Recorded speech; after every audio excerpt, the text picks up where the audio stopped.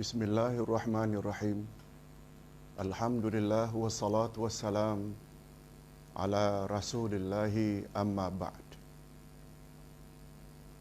Hadirin dan hadirat serta para penonton yang saya hormati, Assalamualaikum warahmatullahi wabarakatuh. Pertama-tama kita panjatkan syukur kehadirat Allah Azza wa Jalla. Berkat taufiknya, kita dapat memasuki hari pertama puasa Ramadan tahun 1441. Sebab kita yakin, kalaulah bukan karena taufik Allah, taufik maknanya izin atau restu Allah, barangkali kita tidak dapat memasuki bulan yang penuh berkat ini. Itu sebabnya kata para ulama akidah, nikmat Allah yang paling tinggi ada 4. Pertama sekali, nikmat iman. Sebab kalau tidak ada iman, memang manusia tidak ada nilai di sisi Allah. Malah dalam Quran disebut, orang kafir itu dalam pandangan Allah lebih sesat dari binatang. Kita boleh lihat pada ayat 12 dari surat Muhammad. Nikmat yang kedua, nikmat ma'rifatullah. Nikmat mengenal Allah. Setelah beriman pada Allah, tak akan sempurna bila tidak diikuti dengan nikmat ma'rifatillah, nikmat mengenal Allah. Jadi kita belajar hari ini nama Allah Al-Hakim, salah satu dari 99 nama Allah. Ini adalah nikmat. Yang ketiga, nikmat Allah yang ketiga, nikmatu ma'rifati mahabbatillahi wa makari. Nikmat mengetahui apa yang Allah suka dan apa yang Allah benci. Saya ulang sekali lagi, nikmat yang ketiga setelah pertama nikmatul iman. Coba lihat bezanya antara Bilal bin Rabah, orang Afrika, Habasyah, berbanding dengan Abu Lahab, sudahlah orang Quraisy, uncle Rasul lagi, handsome pula, kaya lagi, ada status lagi. Tapi gara-gara tidak ada iman, Bilal lebih mulia di sisi Allah daripada Abu Lahab. Itu nikmatul iman. Nikmat yang kedua, nikmat mengenal Allah. Tak akan sempurna nikmatul iman bila kita tidak kenal Allah. Oleh sebab itu ada bidalan, awwaluddin ma'rifatullah. Awal-awal agama adalah mengenal Allah. Baru yang ketiga, nikmatu ma'rifati mahabbatillahi wa makari. Nikmat mengetahui apa yang Allah suka dan apa yang Allah benci. Nikmat mengetahui apa yang Allah suka dan apa yang Allah benci. Bagi ustaz, termasuk nikmat menghadiri majlis ilmu. Apakah secara manual biasa datang ke majlis ilmu atau secara live atau dengan membaca atau dengan mentelaah, itu namanya nikmat mengetahui apa yang Allah suka dan apa yang Allah benci. Sebab dengan banyak mendengar, terutama ayat Quran dan hadis Nabi, kita akan banyak tahu apa yang Allah suka dan apa yang Allah benci. Itu sebabnya Nabi Muhammad sallallahu alaihi wasallam bersabda, "Man salaka tariqan yaltamisu fihi ilma, sahalallahu lahu bihi tariqan ilal jannah." Hadis sahih. Siapa bersungguh-sungguh pergi ke majlis ilmu, Allah permudahkan baginya jalan ke syurga. Nah, yang keempat. Yang keempat adalah nikmatut taufik. Nikmat taufik. Taufik maknanya izin Allah. Restu Allah. Dorongan daripada Allah. Seperti umpamanya pagi ini, kita digerakkan oleh Allah hati kita untuk buka Facebook yang di dalamnya ada ceramah yang akan memperkatakan tentang namanya Al-Hakim. Tak semua hati orang Allah gerakkan. Bila kita dapat menonton, menghadiri majlis ilmu, berbuat baik, kita jangan katakan itu 100% usaha kita. Tak. Dia ada campur tangan Allah. Campur tangan Allah itulah yang dipanggil dengan taufik. Itu sebabnya terjemahan la haula wala quwata illa billah. Tidak ada daya kita, tidak ada kekuatan kita kecuali dengan taufik Allah. Taufik maknanya restu, dorongan daripada Allah sehingga hati kita suka buat perkara-perkara baik dan hati kita benci melakukan perkara-perkara yang tak senonoh. Ustaz masih ingat lagi 4 jenis nikmat yang tertinggi, ranking yang tertinggi dari semua nikmat. Ini adalah hasil menghadirkan diri ketika berada di Madinah. Ketika itu naik haji tahun 92. Syekh Abu Bakar Al-Jazairi, beliau ceramah antara Maghrib dan Isya menyebut tentang 4 nikmat ini. Masya Allah.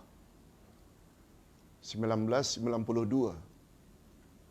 Hampir 28 tahun yang lalu. 28 tahun yang lalu. Karena sangat penting perkara ini, Ustaz ingat sampai sekarang. Ingat, nikmat yang paling utama mengatasi semua nikmat. Walaupun kita tidak nafikan, harta adalah nikmat, pangkat adalah nikmat, dan adalah nikmat. Tapi bila mau disenaraikan semua nikmat, nikmat teratas adalah 4. Nikmat iman, nikmat mengenal Allah, nikmat mengetahui apa yang Allah suka dan apa yang Allah benci, termasuk nikmat menghadirkan diri dalam majlis ilmu, dan yang keempat adalah nikmat taufik. Sekali lagi, berkat taufik Allah kita dapat bersama-sama dalam majlis ini. Mudah-mudahan Allah Subhanahu Wa Taala memberi selalu kita kepada taufik agar terdorong untuk melaksanakan suruhannya dan menjauhi larangannya, khasnya di dalam bulan yang penuh berkat ini, bulan Ramadan. Kita berbalik kepada topik. Salah satu dari Al-Asma'ul Husna yang tercantum di dalam Al-Quranul Karim, tercantum juga di dalam hadis Nabi sallallahu alaihi wasallam, adalah nama Allah Al-Hakim. Kalau ditanya apa dalilnya, itu nama Allah sungguh banyak dalam Al-Quranul Karim. Antara lain firman Allah, kita boleh lihat dalam surat Ali Imran surah 3 ayat 18. Allah Subhanahu wa taala berfirman, A'udzubillahi minasyaitonir rajim. Syahidallahu annahu la ilaha illahu wal malaikatu wa ulul ilmi qa'iman bil qist. La ilaha illa huwal azizul hakim.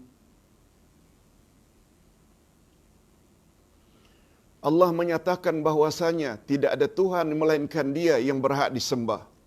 Kita dah jelaskan beberapa hari yang lalu makna ilah. Ilah maknanya ma'bud bihaq. Tuhan yang berhak disembah. Yang menegakkan keadilan. Allah senantiasa menegakkan keadilan. Para malaikat dan orang-orang yang berilmu juga menyatakan yang demikian. Bahawa tiada Tuhan yang berhak disembah melainkan Allah dan Dia senantiasa berlaku adil. para malaikat dan orang-orang yang berilmu juga mempersaksikan perkara tersebut. Tidak ada Tuhan melainkan Dia yang berhak disembah, yang maha perkasa lagi maha bijaksana. Jadi Al-Hakim itu maknanya yang maha bijaksana.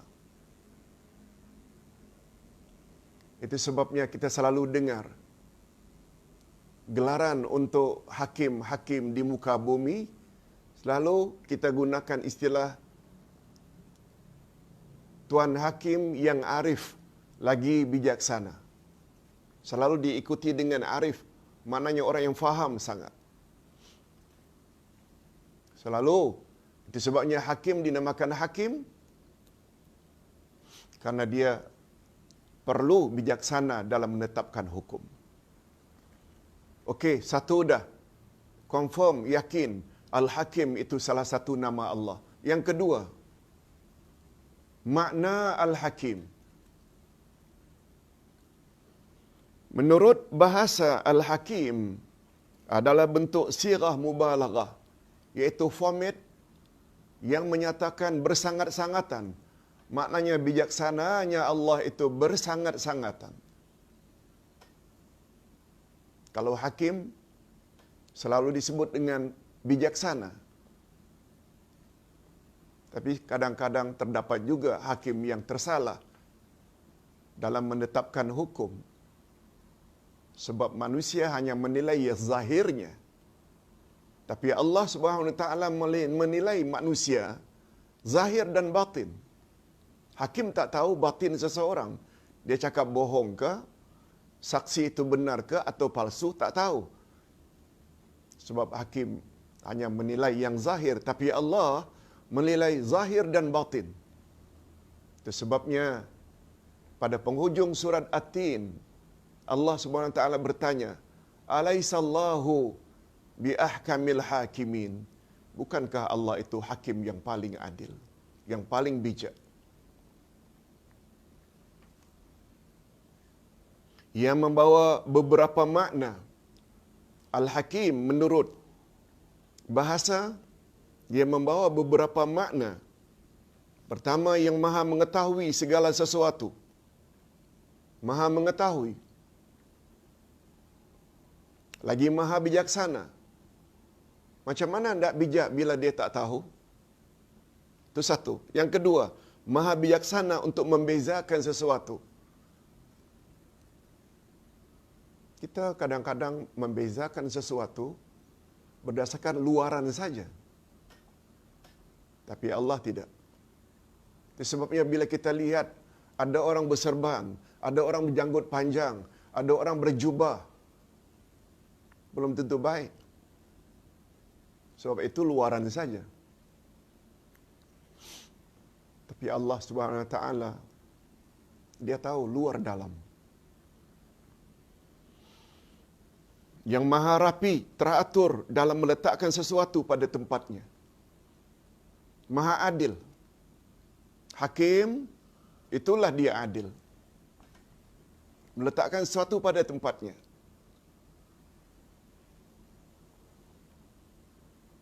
Yang keempat, maha penghalang dari segala keburukan dan menghalang dirinya dari segala bentuk keburukan. Allah Subhanahu Wa Taala mampu menghalang segala bentuk keburukan. Oleh sebab itu, kita yang saat ini sedang dilanda oleh virus corona yang boleh merosak, yang boleh mengakibatkan rosaknya kesihatan manusia, yang boleh menghalangnya hanya Allah saja. Itu sebabnya mohon pada Allah. Umpamanya kita memohon pada Allah, Allahumma inna nastaudiuka biladana wa biladal muslimin. Ya Allah, kami titipkan pada Engkau supaya Engkau jagalah negeri kami dan negeri orang-orang Islam lainnya. Allahumma inna na'udzubika minal waba'i wal bala'i wasi'il asqam. Ya Allah, kami mohon perlindungan-Mu daripada wabak, daripada bala dan daripada penyakit-penyakit yang mengerikan. Minta pada Allah sebab Dia yang Maha penghalang dari segala keburukan.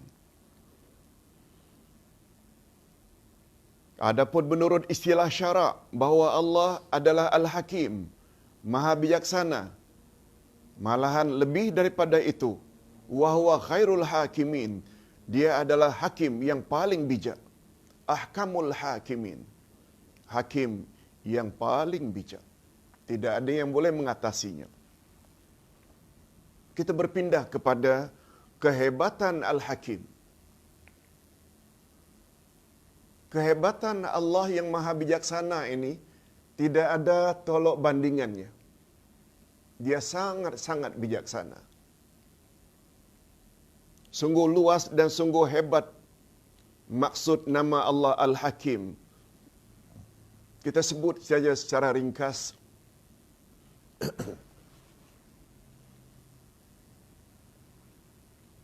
Sebab majlis ilmu kita secara live ini,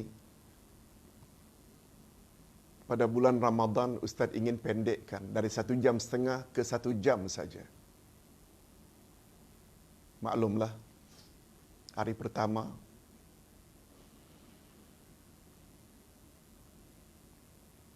yang pertama sekali Al-Hakim di dalam ucapannya. Allah itu Al-Hakim dalam ucapannya.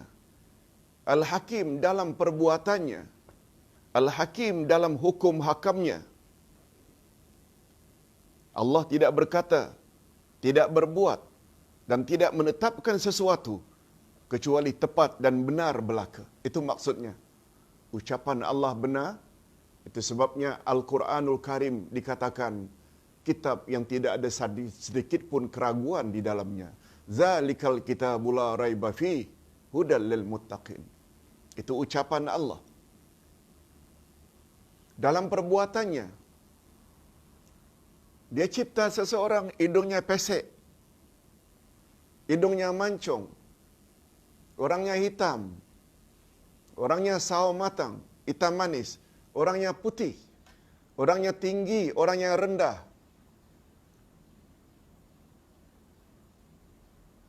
Ada orang yang dicipta oleh Allah Down syndrome dan cacat. Tolong jangan pertikaikan.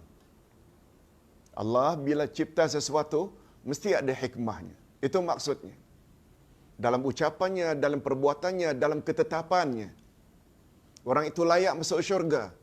Orang itu layak masuk neraka. Semua berdasarkan kebijaksanaan Allah Azza wa Jalla. Mudah-mudahan kita semua menjadi mukminin, mukminat, layak bahagia dunia dan layak bahagia akhirat. Dan semua kita insya-Allah layak memasuki syurga menurut atau memasuki melalui pintu khas yang disebut dengan Babur Rayyan. Amin ya rabbal alamin. Kehebatan yang kedua, nama Allah Al-Hakim. Allah Subhanahu wa taala sangat profesional, kalau boleh kita sebutkan begitu. Allah sangat jitu, Allah sangat tepat dalam menetapkan hukum dan sedikit pun tidak bercanggah. Segala ketetapan Allah, laki-laki macam ini, perempuan macam ini, jangan kita pertikaikan.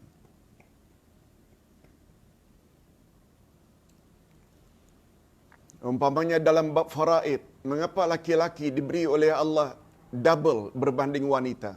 Jangan pertikaikan. Barangkali menurut akal, Allah mengapa wanita tidak dapat lebih ya? Jangan pertikaikan. Dalam salat, termasuk salat tarawih, yang jadi imam itu laki-laki, tak boleh perempuan, walaupun istrinya orang yang fasih dalam membaca Quran. No.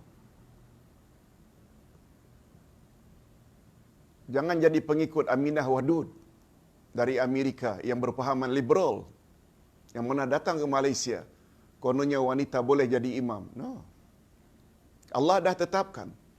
Setiap ketetapan Allah adalah jitu, tepat, tak boleh dipertikaikan. Yang ketiga, Allah Al-Hakim, yang tidak terdapat kecacatan dan tidak pula kekurangan di dalam pentadbirannya.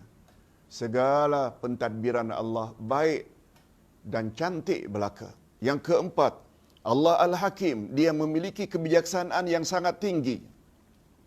Tidak ada satu pun yang dia ciptakan sia-sia dan tidak ada satu pun dari perintah dan larangannya tanpa faedah. Semuanya ada faedah. Mengapa dalam satu tahun disuruhnya kita berpuasa dalam bulan Ramadan? Mengapa Ramadan tidak bulan yang lain? Mengapa digalakkan kita sahur malamnya?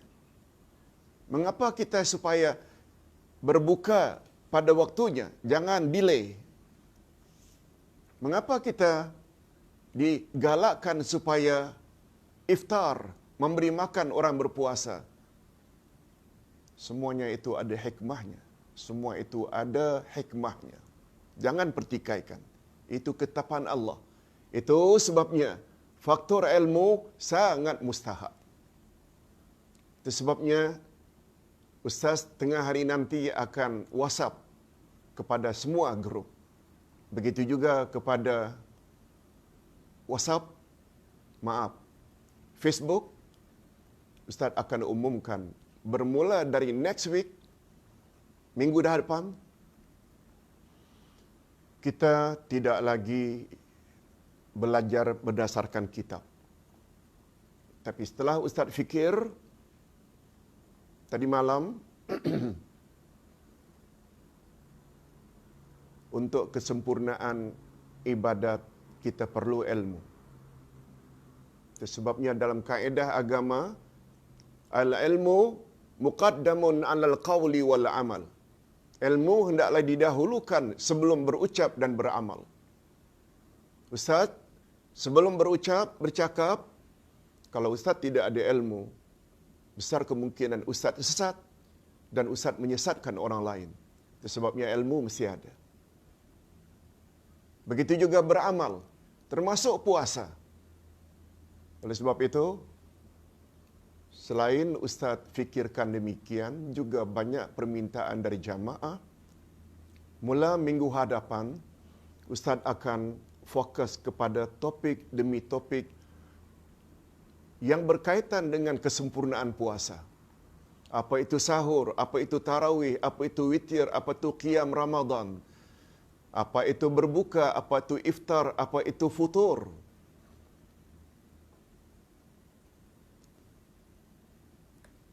Apa itu tadarus?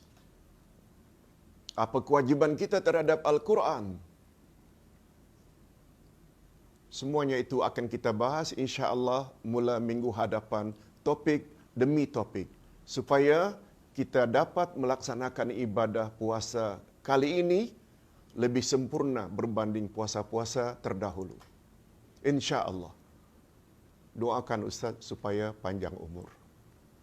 Insya-Allah kita akan bahas perkara tersebut satu demi satu. Sampai-sampai masalah zakat fitrah. Sampai-sampai masalah takbir hari raya. Kita akan bahas insya-Allah dengan lebih detail. Berbalik kepada persoalan. Oleh sebab itu, kalau Allah tetapkan puasa dalam bulan Ramadan, jangan tanya. Puasa saja. Namun demikian Allah yang Maha Bijaksana beri pengecualian. Orang sakit, orang dalam musafir boleh tidak berpuasa asalkan mereka ganti pada hari-hari yang lain. Kalau mereka sakit dan kronik sakitnya atau terlalu tua, tak payah ganti malah, iaitu bayar fidyah. Semuanya itu insya-Allah akan kita bahas dengan lebih terperinci mula minggu hadapan insya-Allah. Yang kelima, ini juga cantik. Nama Allah Al-Hakim. Dia yang menentukan hukum pada awalnya dan akhirnya. Pada awalnya dan akhirnya, dia yang menentukan hukum. Dia memiliki 3 hukum. Ini poin penting. Allah Subhanahu wa taala memiliki 3 hukum. Memahami konsep ini sangat mustahak. Yang pertama namanya Al-Ahkamud Diniyah Asy-Syar'iyyah. Bahasa kitanya hukum agama. Al-ahkamud diniyah, hukum agama, asy-syar'iyyah. Ad-diniyah, asy-syar'iyyah sama. Yang kedua, al-ahkamul qadariyah al-kauniyah, hukum takdir. Hukum takdir lain lagi. Dan yang terakhir, ini yang kita nanti-nantikan.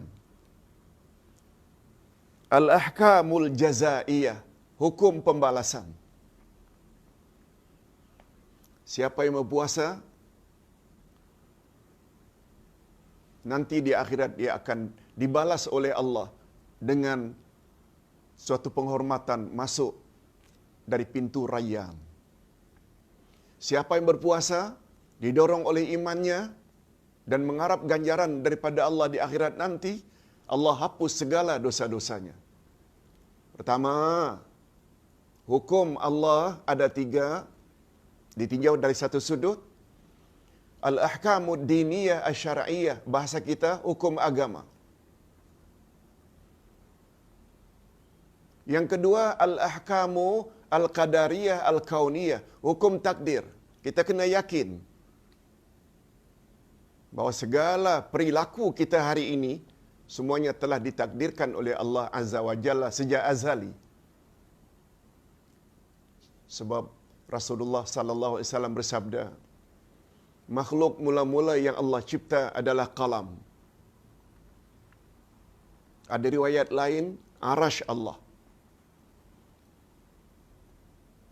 Setelah qalam dicipta, lalu Allah berfirman, ya qalam uktub. Wahai pen, tulis olehmu. Lalu pen bertanya, madza aktub? Ya Rabb, oh Tuhan, aku nak tulis apa? Lalu Allah Subhanahu wa taala berdasarkan ilmunya yang maha luas tentang masa hadapan, Allah suruh pen tersebut tulis segala perbuatan manusia di dunia ini. Dia buat baik ke, dia buat jahat ke, dia begini ke, begitu. Dan kata Nabi dalam hadis sahih, penulisan itu telah berlaku 50,000 tahun sebelum Allah cipta langit dan bumi. Bukan sebelum kita lahir, bukan. Sebelum langit ada dan bumi ada, nasib manusia, takdir manusia sudah ditetapkan oleh Allah. Dan itu tidak mustahil bagi Allah. Sebab bagi Allah, segala-galanya Allah tahu. Dulu, sekarang dan akan datang. Semua Allah tahu. Itu namanya hukum takdir. Dan yang ketiga, al-ahkamul jazaiyah, hukum pembalasan. Itu sebabnya mengapa kita berpuasa. Mengapa kita berpuasa? Mengapa kita sanggup menahan segala-galanya, makan, minum, jima, menahan mata dari melihat yang haram, menahan lidah daripada mengumpat dan mencaci orang, menahan dari perkara yang tidak diridai Allah. Mengapa? Karena di sana ada balasan. Itu sebabnya kalau puasa bukan hanya menahan saja, mesti ada unsur iman dan mengharap ganjaran Allah Azza wa Jalla.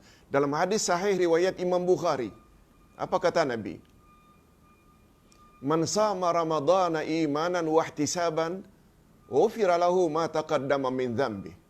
Siapa yang berpuasa Ramadan didorong oleh imannya, imanan. Yang kedua, ihtisaban, juga didorong oleh mengharap ganjaran di akhirat nanti. Itu ihtisab. Jadi dia berpuasa bukan karena didorong oleh imannya, karena Allah telah wajibkan dia berpuasa. Sebagaimana pada ayat 183 Al-Baqarah, hei orang-orang beriman, diwajibkan ke atas kamu berpuasa. Itu imannya. Rasul juga suruh. Selain itu juga kita mengharap ganjaran Allah di akhirat. Ini yang dipanggil ihtisaban. Dari kata hisab. Bila pendorong puasa iman dan ihtisab, ghufira lahu ma taqaddama min dhanbi. Allah ampunkan, hapuskan segala dosanya yang telah lalu. Jadi sekali lagi, hukum Allah ada 3. Hukum agama hukum takdir, dan hukum pembalasan. Masya Allah. Kita wajib imani terhadap hukum hakam ini. Okey, kita teruskan. Di antara bukti kesempurnaan hikmah kebijaksanaan Allah ialah agama dan Al-Quran yang dibawa oleh Nabi Muhammad sallallahu alaihi wasallam. Ia merupakan bukti yang sangat besar terhadap kebenaran ajaran yang dibawanya. Allah Maha Bijaksana. Kalau Ustaz boleh sebutkan sedikit ayat yang sangat patut, wajib diketahui oleh setiap insan anak cucu Adam. Ayat 38 dari surat Al-Baqarah.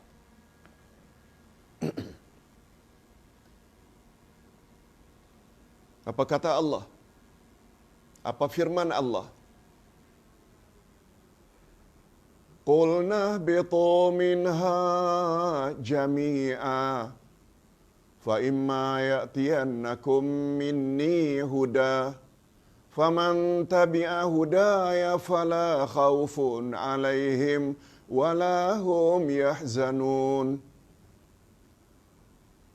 Awal-awal Ustaz ingin katakan, menurut pandangan Ustaz. Boleh setuju, boleh tidak, tapi pandangan Ustaz. Mana-mana manusia, tak kira apa bangsanya, sukunya, jantinanya, lelaki ke perempuan, tak faham makna atau tafsiran ayat ini, dia akan jadi orang yang tidak tahu hala tuju dalam hidup. Hebat. Apa tafsirannya Ustaz? Ustaz terjemahkan dulu terjemah harfiah. Kemudian baru diikuti dengan terjemah maknawiyah.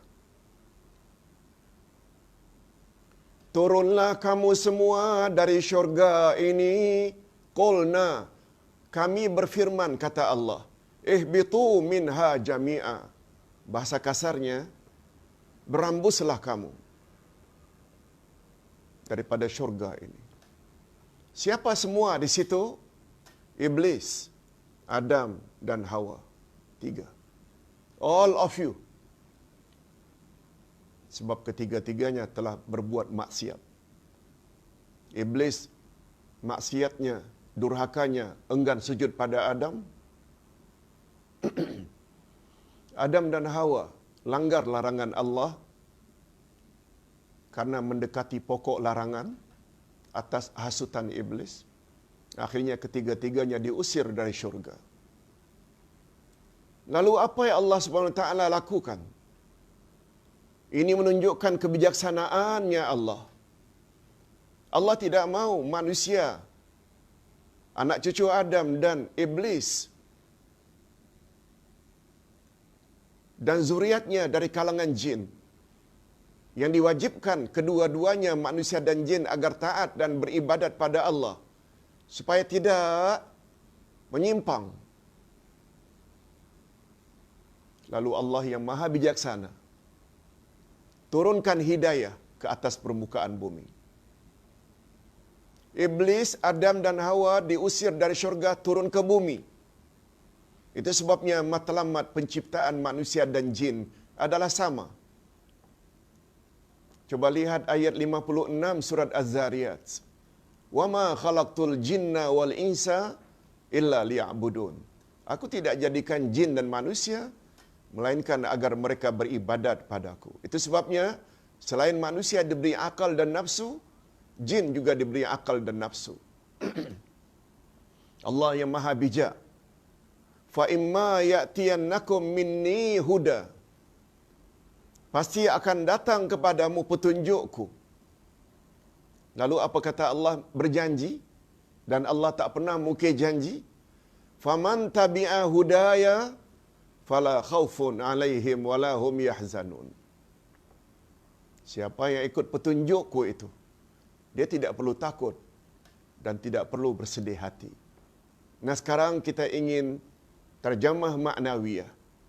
Kata ulama tafsir Ahlus Sunnah wal Jamaah, hudaya, petunjukku itu ada dua maknanya. iaitu Allah Subhanahu Wa Taala angkat rasul demi rasul setiap generasi.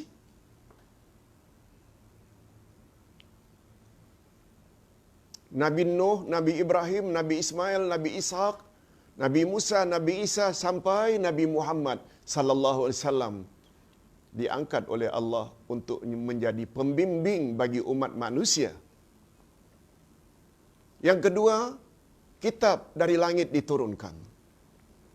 Jadi makna petunjuk yang Allah janji akan diturunkan itu pertama rasul, yang kedua kitab. Lalu Allah berjanji, "Faman tabi'a hudaya." Siapa yang ikut petunjukku itu. Untuk zaman Musa, siapa ikut Musa dan ikut Taurat yang original, dia tak payah takut dan tak payah sedih. Datang kemudian era Nabi Isa, ikut Isa dan ikut Injil yang ori, yang asal. Tak payah takut, tak payah sedih. Dan untuk umat akhir zaman, bila ikut Nabi Muhammad sallallahu alaihi wasallam dan ikut Al-Quran, tak payah takut, tak payah sedih. Apa beza antara takut dengan sedih? Beza. Takut menyangkut perkara future. Sedih menyangkut perkara atau masa silam. Hadirin dan hadirat serta para penonton yang saya hormati. Betul tak future kita sekarang ini, yang sedang bercakap ke, yang sedang menonton ke, betul tak future kita sakaratul maut? Betul tak future kita akan ditanya oleh Munkar wa Nakir di alam barzakh? Betul tak future kita, amal kita akan ditimbang di padang mahsyar? Betul tak future kita akan meniti siratal mustaqim? Itu sebabnya, bila dalam hidup ini ikut Quran dan ikut sunnah Nabi sallallahu alaihi wasallam, tak payah takut. Semua kita takut mati, betul. Tapi jangan keterlaluan. Bila kita berpegang teguh dengan Al-Quranul Karim dan sunnah Nabi sallallahu alaihi wasallam, apalagi ada janji dari Nabi, "Aku tinggalkan pedoman untukmu, wahai umat, selagi kamu berpegang teguh, kamu tidak akan sesat selama-lamanya, iaitu Al-Quran dan sunnahku." Dan tak perlu sedih. Bila dah sampai dalam kubur, bila dah nak mati, bila dah nazak, "Ya Allah, mengapalah dulu ya tak attend kelas? Mengapa dulunya tak banyak baca Quran? Mengapa ya dulunya aku suka salat ikut dan? Mengapa ya dalam bulan Ramadan dulu aku tidak banyak beramal?" Itu namanya sedih. Karena dia mengenang masa silam. Menyesal ketika itu dah tak ada gunanya lagi. Ini yang Ustaz gunakan istilah, boleh setuju, boleh tak setuju. Tak faham makna ayat 38 Al-Baqarah, manusia itu akan jadi insan yang tak tahu hala tuju dalam hidup. Dia tak tahu. Semua kita tahu, yakin, hidup kita di dunia ini sementara saja. Hidup yang hakiki di akhirat. Itu sebabnya hukum tadi ada 3. Hukum agama, ini dia, agama Islam yang dibawa oleh Nabi Muhammad. Hukum hakamnya. Juga kita percaya telah ditakdirkan oleh Allah. Cuma kita tak tahu takdir kita yang tertera dalam takdir itu, tak tahu. Cuma kita boleh minta agar takdir itu dirubah. Khasnya apa yang dipanggil dengan takdir mu'allaq. Sebagaimana amalan dan doa anak Umar ibn Khattab, "Allahumma in kunta katabtani syaqiyya famhuni waktubni sa'ida." Abdullah bin Umar bin Khattab adalah orang ketiga terbanyak hafal hadis Nabi setelah Abu Hurairah dan Siti Aisyah. Ulama selalu menggunakan doa Abdullah bin Umar ini sebagai dalil atau hujah. Apa maknanya? "Ya Allah, andai kata engkau telah takdirkan aku sejak azali, aku jadi orang yang akan menderita, merana. Tolong ya Allah, tolong ya Allah, hapuskanlah takdir itu dan ganti agar aku jadi orang yang berbahagia." Boleh. Sebab takdir ada 2 macam, ada takdir mubram dan ada takdir mu'allaq. Ini akan kita bahas insya-Allah dalam topik tersendiri.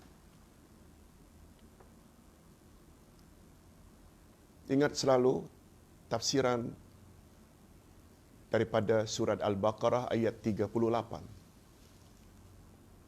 Itu sebabnya mengapa Abu Jahal, Abu Lahab dan orang-orang Arab sebelum datangnya Nabi Muhammad sallallahu alaihi wasallam dan setelah datang pun masih lagi menyembah berhala. Mengapa dipanggil mereka Arab Jahiliyah? Arab Jahil. Bahasa kita jahiliyah tu bodoh. Mengapa bodoh? Padahal mereka dalam syair menyair pakar, dalam berniaga bisnes pakar. Sebab mereka jahil dalam matlamat hidup. Kita biar kurang harta, tidak ada pangkat, kurang rupa. Yang penting ada akidah, ada iman, rujuk pada Quran, rujuk pada sunnah Nabi sallallahu alaihi wasallam. Hadirin dan hadirat rahimakumullah.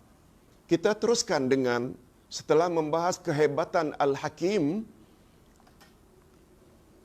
berikutnya adalah jenis-jenis hikmah. Hikmah Allah Al-Hakim yang maha bijaksana terbagi kepada dua. Ada namanya Al-Hikmatu fi Khalqi, iaitu hikmah Allah dalam penciptaan.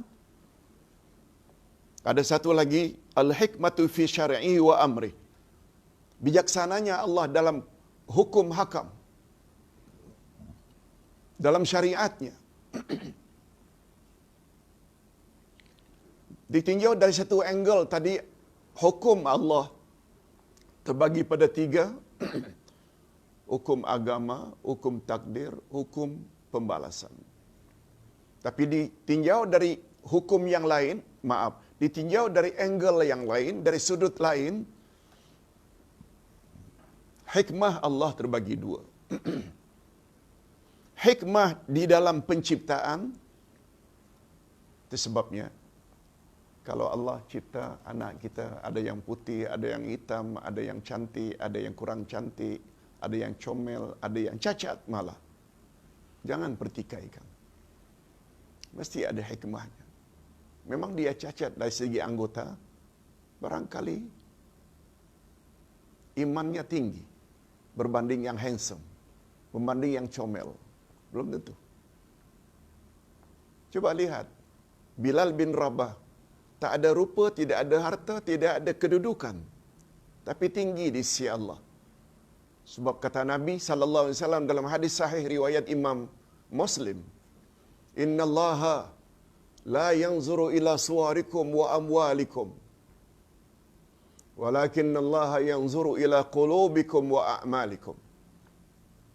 Allah tidak lihat pada rupamu. Allah juga tidak lihat pada hartamu. Tapi yang Allah lihat adalah hatimu dan amalmu. Hati maknanya iman, akidah, amal iaitu syariat. Buat suruhan, jauhi larangan. Tuh. Jangan terlalu sedih bila punya anak tidak sempurna. Kalau tidak sempurna malah Down syndrome pun jangan. Jangan sedih. Orang yang akalnya tidak begitu sempurna, tempatnya syurga. Itu sebabnya kata Imam Ibnul Qayyim, syurga ada 100 tingkat. Yang paling atas para rasul, para nabi. Begitu berikutnya. Dan yang paling bawah adalah syurga untuk orang-orang yang gila. Untuk golongan majnun. Itu sebabnya kalau lihat orang-orang yang terencat akal, jangan dihina. Tempat mereka syurga. Kita yang menghina ni berakal, belum tentu masuk syurga. Cuma bila ditanya, maukah kita masuk syurga yang paling bawah?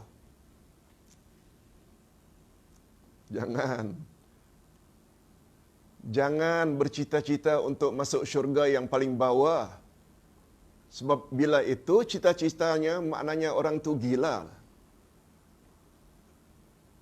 Selagi hayat di kandung badan, kita masih lagi berpeluang untuk masuk syurga yang barangkali tingkatnya 25, 50, 70, walaupun tidak sampai sebagaimana syurga yang teratas. Usaha. Sebabnya, apa saja Allah cipta anak kita sempurna ke kurang sempurna, jangan sedih. Sebab di balik itu ada hikmah. Ini maksud Al-Hakim. Hikmah dalam penciptaan. Yang kedua, hikmah di dalam syarak, dalam menetapkan hukum hakam.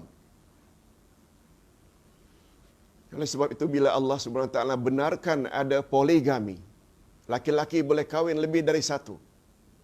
Tidak boleh sebaliknya poliandri, wanita kahwin dengan beberapa lelaki serentak, tak boleh. Jangan pertikaikan sebab Allah telah tetapkan. Pembahagian harta pusaka, laki-laki lebih banyak double berbanding wanita. Tolong jangan pertikaikan. Laki-laki boleh menjadi imam untuk lelaki dan perempuan. Perempuan tak boleh menjadi imam untuk lelaki. Tolong jangan pertikaikan. Ini yang dinamakan hikmah dalam syarak. Nah, kita masuk bab bila disebut secara bergandingan. Antara Al-Aziz dengan Al-Hakim. Al-Aziz maknanya maha perkasa. Al-Hakim maknanya maha bijak. Hadirin dan hadirat, kaedah dalam belajar ilmu Al-Asma'ul Husna,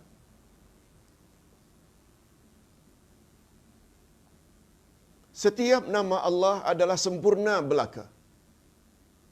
Tapi kaedahnya, apabila dua nama Allah yang maha sempurna itu bergandingan, maka dia ada tambahan kesempurnaan.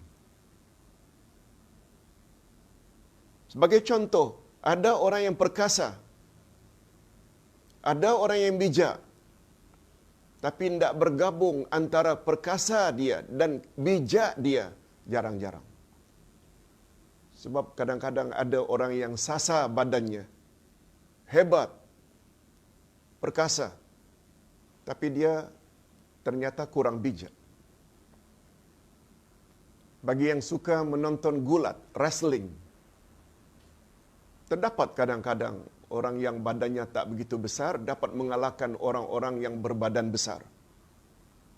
Penggulat, wrestler.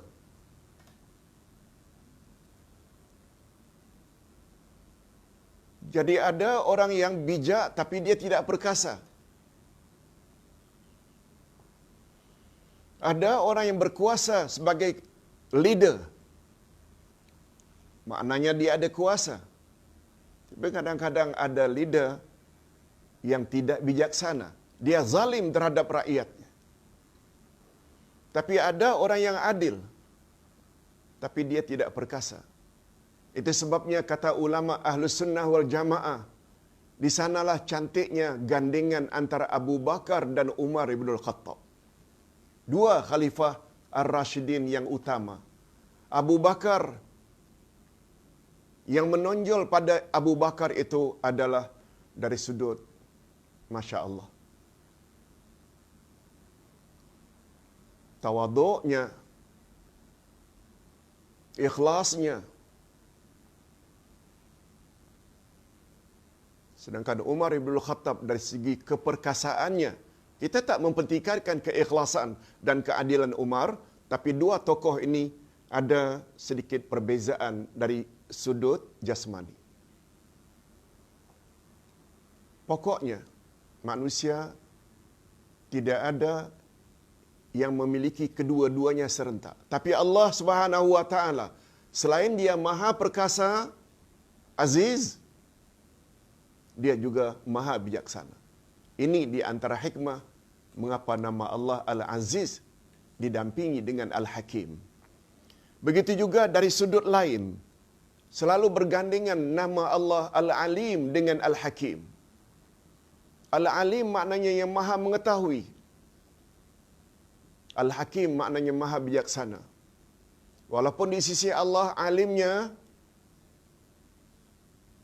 mengetahuinya Allah luar biasa, dulu, sekarang dan akan datang. Beza dengan kita. Kita tahu yang dulu dan yang sekarang. Tapi yang akan datang, kita tak tahu. Sangat terbatas. Dulu tahu. Malah apa yang dulu tahu, sekarang ni banyak lupa.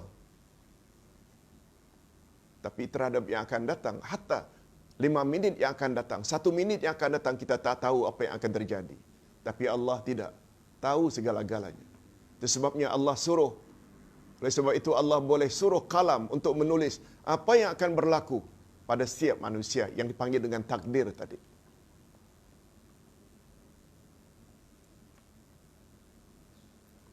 Selain dia punya ilmu yang maha luas, dia juga maha bijaksana. Jadi gandengan dari dua nama Allah ini luar biasa hebatnya.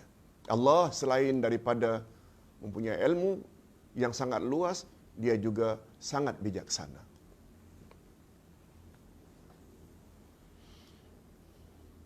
Fadilat al-hikmah. Al-hakim, naunnya, masdarnya adalah hikmah atau hukum. Hikmah ada dua macam. Ada namanya hikmah ilmiah, ada namanya hikmah amaliyah. Orang yang memiliki hikmah ilmiah, iaitu dia mempunyai ilmu yang mendalam. Lebih-lebih lagi tentang Al-Quran dan Sunnah Nabi sallallahu alaihi wasallam. Kemudian baru hikmah amaliyah. Dia amalkan apa yang dia tahu. Itu sebabnya bila dibandingkan mana yang patut kita dahulukan antara hikmah ilmiah dengan hikmah amaliyah, jawabannya sebagaimana kita sebut pada awal tadi, iaitu hikmah ilmiah mesti didahulukan daripada hikmah amaliyah. Ilmu mesti dahulu baru amal. Amal tak akan sempurna tanpa ilmu. Itu sebabnya Allah Subhanahu wa taala dalam Al-Quran, begitu juga dalam hadis Nabi sallallahu alaihi wasallam, Nabi Muhammad sallallahu alaihi wasallam pernah bersabda, pernah dengar, fa'lam annahu la ilaha illallah. Ketahuilah olehmu bahawa tiada Tuhan yang berhak disembah melainkan Allah. Kamu menyembah Allah, tapi kamu fa'lam, mesti tahu dulu siapa itu Allah. Mesti kenal dulu siapa itu Allah. Macam mana cara untuk menyembah Allah. Itu sebabnya fa'lam disebut dahulu, baru annahu la ilaha illallah. Jangan beramal tanpa ilmu. Ilmu hendaklah didahulukan daripada amal. Itu sebabnya Allah berfirman pada surat Al-Baqarah ayat 269. 269. Yu'til hikmata man yasha' wa man yu'tal hikmah faqad utiya khairan katsira. Allah menganugerahkan hikmah kepada siapa yang dia kehendaki. Allah memberi hikmah kepada siapa yang dia kehendaki. Dalam terjemah makniyah, dalam terjemah maknawiyahnya disebut di sini. Hikmah itu dalam kurungan kefahaman yang mendalam tentang Al-Quran dan As-Sunnah. Allah beri al-hikmah, iaitu kepahaman yang mendalam terhadap Quran dan Sunnah kepada siapa yang dia kehendaki. Tergantung sampai mana kesungguhannya mentelaah, menafsirkan Quran, membaca, attend kelas. Itu maksudnya. Sebab ada kaitannya. Hikmah tersebut diberi oleh Allah berdasarkan usaha. Lalu apa kata Allah? Barang siapa yang dianugerahkan oleh Allah al-hikmah itu, dia benar-benar telah dianugerahkan kurnia yang amat banyak. Malah kurnia hikmah itu dia mengatasi segala hikmah, segala kemewahan yang lain-lain. Itu sebabnya Allah Subhanahu wa taala menyebut dalam Al-Quran, dunia ini adalah mata', barang kesenangan. Tidaklah dunia ini kecuali mata'un qalil, iaitu kesenangan yang sedikit. Qalil itu sedikit. Sedangkan Allah pula ketika menyebut hikmah, iaitu pengetahuan yang mendalam terhadap Quran dan Sunnah, Allah Subhanahu wa taala menyebut faqad utiya khairan katsira. Allah telah bagi dia anugerah yang sangat banyak. Allahu akbar. Nah, yang terakhir, hikmah atau hakikat hikmah. Hakikat hikmah yang sebenarnya ialah sikap membenarkan apa yang benar dan menyesuaikan sesuatu dengan kebenaran dan keadilan, apakah dalam ucapannya atau perbuatannya. Al-hikmah adalah Al-Quran. Itu sebabnya Allah Subhanahu wa taala, jangan Al-Hakim itu hanya gelaran Luqman saja. Hadirin dan hadirat rahimakumullah. Dalam Quran ada surah namanya Luqman, surah Luqman. Siapa Luqman? Luqman adalah kacukan kawin campur antara Mesir dengan Sudan. Mesir dengan Sudan. Barangkali bapaknya Sudan, ibunya Mesir. Hasil perkongsian perkawinan Sudan dan Mesir dapatlah Luqman. Dah karena kebijaksanaan Luqman, sebagaimana yang Ustaz sebutkan beberapa hari yang lalu, nasihat Luqman pada anaknya sama betul dengan kandungan surat Wal Asri. Jangan buat syirik nak, didikan salat nak, berdakwah nak, sabarlah nak. Sama betul dengan kandungan surat Wal Asri. Luqman ini rupanya banyak ke Sudan. Hitam orangnya, tak handsome orangnya, tapi karena memiliki ilmu yang sangat mendalam, Luqman mendapat gelaran Luqman Al-Hakim. Kita boleh mendapat gelaran. Kita perlu tahu bahawa Allah Subhanahu wa taala menggelarkan Al-Hakim itu untuk Al-Quran. Ayat 2 dari surat Yasin. Yasin. Apa sambungannya? Wal Qur'anil Hakim. Yasin. Hanya Allah saja yang mengetahui maksudnya. Sebab ini termasuk ayat mutasyabihat. Wal Qur'anil Hakim, demi Al-Quran yang mengandung ilmu yang sangat mendalam. Itu Hakim itu sifat bagi Allah. Sifat bagi Al-Quran.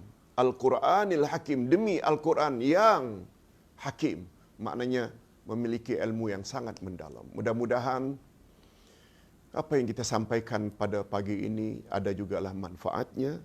Dan berikut ini Ustaz ingin membuat satu atau menjawab beberapa pertanyaan, insya-Allah. Okey, pertanyaan pertama, singkat saja jawabannya.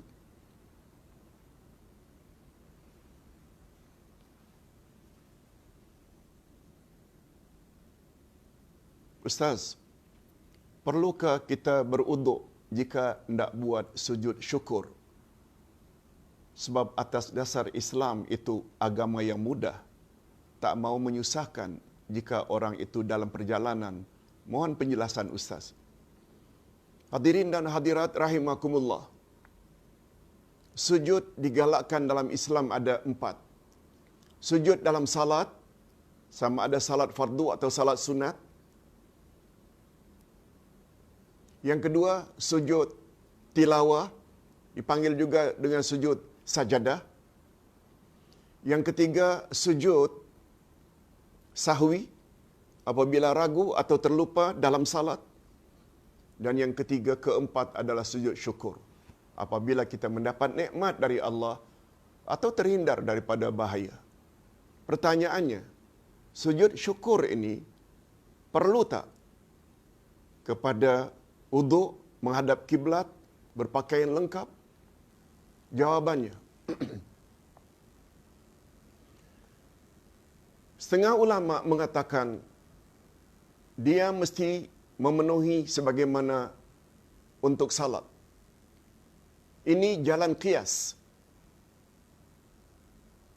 Kalau hendak sujud syukur, mesti berwuduk, mesti berpakaian lengkap, mesti menghadap kiblat.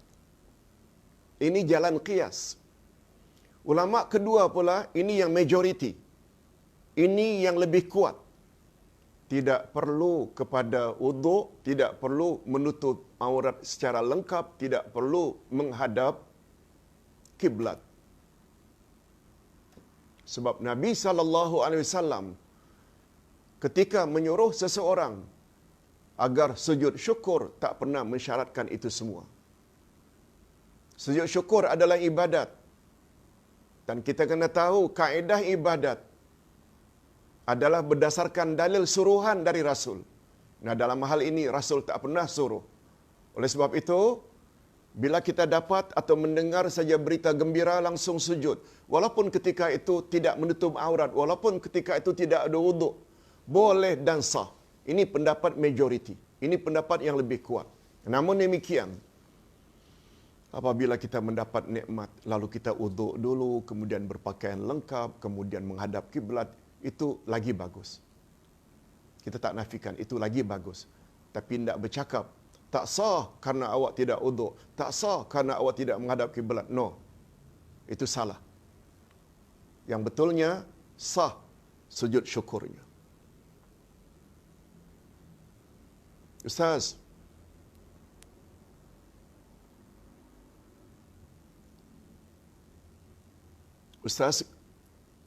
guruku, boleh tak Uday beri sedikit pencerahan fakta di atas, iaitu tentang kelebihan surat Al-Ikhlas, sebagaimana yang diviralkan bahawa siapa baca surat Al-Ikhlas nanti ada malaikat yang begini.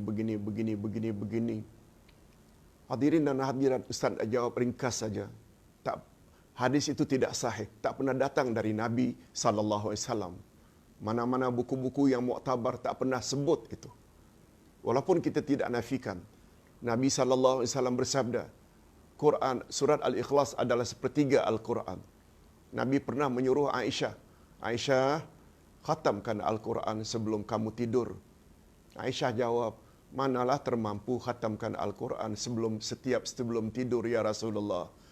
Alah, kamu baca saja Al-Ikhlas 3 kali. Bukankah setiap kali kamu membaca Al-Ikhlas sama dengan 10 juzuk ganjarannya, atau sepertiga? 3 kali sama dengan khatam Al-Quran. Kita tak nafikan fadilat itu. Tetapi menghubung-kaitkan Al-Ikhlas dengan malaikat, demikian terlalu panjang Ustaz nak baca statement tersebut. Hadis itu palsu, bukan dari Nabi SAW. Ustaz, satu lagi, ini terakhir. Boleh tak Ustaz bawa dalam tazkirah pagi ini yang Pak Imam muda yang akan jadi imam pada ahli keluarga boleh baca surat yang mudah-mudah dan berulang-ulang pun boleh. Maklumlah, selama ini belum hafal. Dan ingatkan mereka supaya jangan mula habis berbuka tengok TV selepas isyak, lantas terbabas.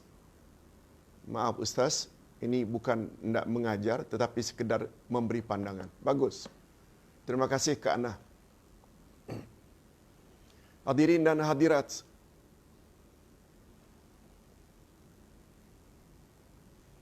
sempena lockdown ini, PKP, Peraturan Kawalan Pergerakan, pada umumnya kita beribadat di rumah, termasuk salat. Bukan saja berjamaah, salat sunat, tarawih, tapi kita juga salat fardu, hatta salat Jumaat pun di rumah. Tolong jangan pertikaikan. Ini arahan ulil amri, dan arahan ulil amri ini sangat selari dengan semangat Islam, ajaran Islam. Oleh sebab itu, andai kata suami ke atau anak ke untuk kita jadikan sebagai imam yang selama ini tidak pernah jadi imam, lalu sekaranglah masanya sempena lockdown ini atau PKP ini, kita minta mereka jadi imam. Tolong jangan paksa mereka membaca surah-surah yang panjang-panjang yang mereka tidak hafal. Kalau hafal lagi bagus. Malah andai kata mereka baca surah yang sama berkali-kali. Qul huwallahu ahad setiap rakaat. Inna a'tayna kal kautsar setiap rakaat. No problem. Tetap akan dapat ganjaran salat berjamaah. Jangan karena suami atau anak tidak hafal surah-surah panjang lalu kita mengambil sikap untuk salat sendirian yang dipanggil dengan munfarid. Kalau wanita munfaridah. Salat ada 3 jenis. Imam, makmum dan munfarid. Kalau laki-laki, munfaridah kalau perempuan. Imam dan makmum ini bila salat berjamaah. Munfaridah maknanya salat sendirian. Jangan. Walaupun di sana sini makhrajnya kadang-kadang kurang begitu kemas, tajwidnya kadang-kadang kurang begitu kemas, jangan kita mengambil sikap untuk salat sendirian. Nabi SAW bersabda, salatul jamaah afdalu min salatil fard.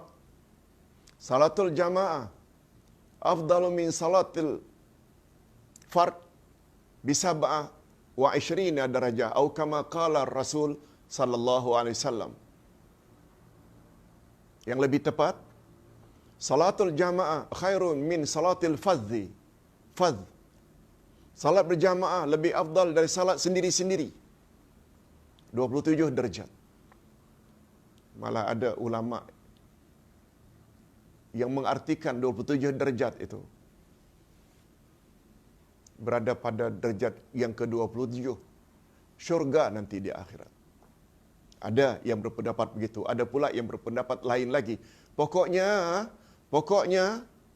salat berjamaah dapat ganjaran berlipat-lipat ganda.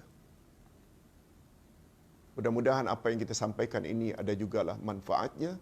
Dan sekali lagi Ustaz ingin ingatkan, iaitu bermula minggu hadapan Ustaz tidak lagi gunakan kitab, tapi lebih kepada topik demi topik yang ada kaitannya dengan kesempurnaan ibadat puasa.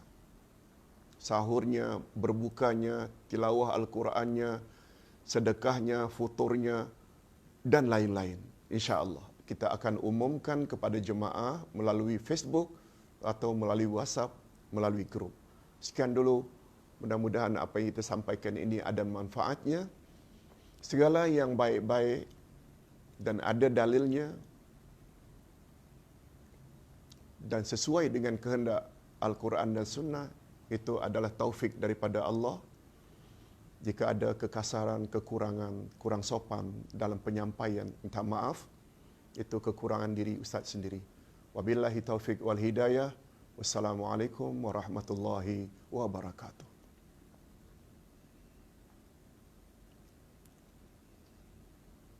Terima kasih.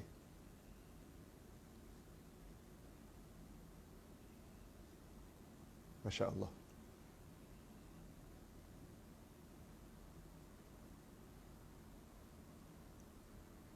Ustaz bimbang. Kita awali jadi kurang, rupanya penontonnya makin bertambah. Alhamdulillah. Syukur.